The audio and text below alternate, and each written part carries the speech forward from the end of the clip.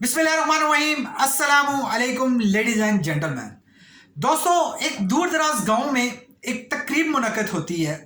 लोग उस तकरीब में शिरकत करते हैं। कुछ दोस्त यार होते हैं, सिर्फ कुछ लोगों की तकरीब होती है। वहाँ पे अकमल नाम का लड़का होता है जिसने ये सारी की सारी तकरीब को अरेंज किया होता है। अब उसके दोस्त यार आए होते हैं और वो तकरीब में बहुत ज़्यादा हल्ला गुल्ला करने के बाद उनको सख्त भूख लग चुकी होती है।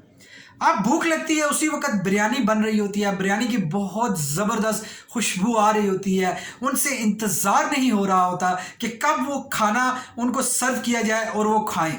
दोस्तों, वक्त बढ़ने के साथ साथ चूँकि वो तकरीब ऐसी होती है कि जिसमें उन लोगों के एंजॉयमेंट पे उनका वक्त सर्व हो रहा होता है, उनको पता नहीं चल रहा होता टाइम का, और बिरयानी बन रही होती है, टाइम उस पर भी ज़्यादा स्पेंड हो रहा होता है। अब उनको इंतज़ार होता है कि कब वो बिरयानी आएगी। दोस्तों, जब वो बिरयानी सर्व करने लगता है, जो शेफ़ होता है वो बिरयानी सर्व करने के साथ उनको कहता है कि बराए मेहरबानी आप लोगों ने बिरयानी बड़े एहतियात से खानी है, क्योंकि मुझे शक है कि बिरयानी में कोई ऐसा कंकर है जो आपके दांत के नीचे आके आपको तकलीफ ना दे दे। इसलिए प्लीज़ आप लोग जो खाएंगे बिरयानी, मैंने कोशिश की है चावलों को अच्छी तरह साफ़ करने की, लेकिन फिर भी मुझे शक है कि कोई ऐसा दाना रह गया होगा।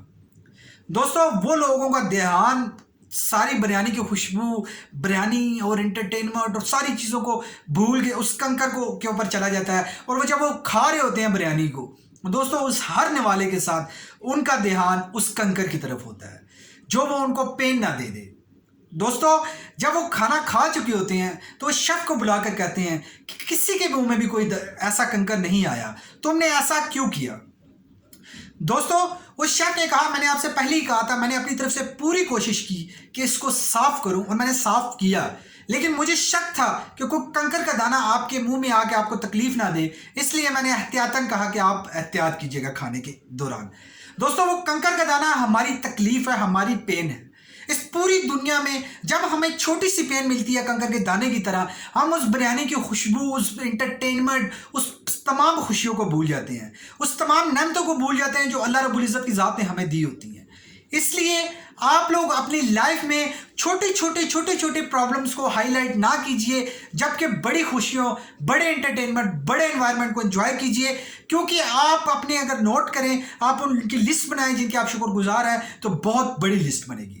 दोस्तों, उम्मीद करता हूँ ये कहानी से आपने शुक्रगुजारी का कंसेप्ट सीखा होगा कि शुक्रगुजारी हमारी नेमतों को बढ़ाती है, और हमारी नेमतों में छोटी छोटी अगर हम शुक्रगुजारी के ऊपर इंप्लीमेंट करना शुरू हो जाएं तो हमारी खुशियों में कैसे इजाफा हो सकता है। दोस्तों, उम्मीद करता हूँ ये कहानी पसंद आई होगी। अगर कहानी पसंद आई तो प्लीज़ कहानी को लाइक और शेयर कीजिए। अगर नहीं पसंद आई डिसलाइक करके कमेंट्स कीजिए, लेकिन अपनी कीमती राय से हमें ज़रूर आगाह कीजिए ताकि आप लोग मज़ीद इस तरह की वीडियो देख के अपनी ज़िंदगी को इम्प्रूव कर सकें। Thank you very much for watching this video.